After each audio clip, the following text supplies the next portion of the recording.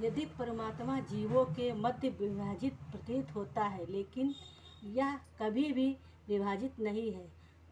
वह एक रूप में स्थित है। यदि यह प्रत्येक जीव का पालन करता है, लेकिन यह समझना चाहिए कि वह सर्वों का सहन करता है और सुखों को सबों को जन्म देता है। तात्पर्य, भगवान सबों के हृदय में परमात्मा रूप में स्थित हैं। तो क्या इसका अर्थ यह हुआ कि वे बटे हुए हैं? नहीं, वास्तव में वे एक हैं।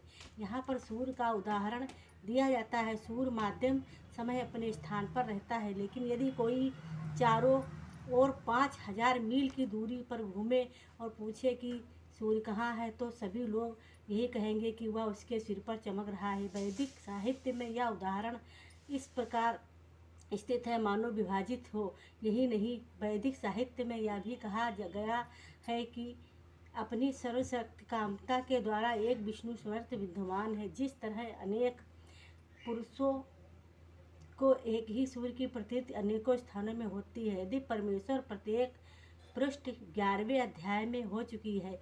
वहाँ भगवान कहते हैं कि वे कुरुक्षेत्र में एकत्र के रूप में सबका भाषण करते हैं। वे सबके प्रलयकारी और सहारणकर्ता हैं। जब समय उन सबको निगल जाता है, वैदिक स्त्रोत पुष्टि करते हैं कि समस्त जीवों के मूल तथा सबके आचार्य स्थिर हैं। सृष्टि के बाद सारी वस्तुएं उनकी सर्वशक्तिमत्ता के लिए लौट आती हैं। ये सब वैदिक स्त्रोतों की पुष्टि करने वाले हैं।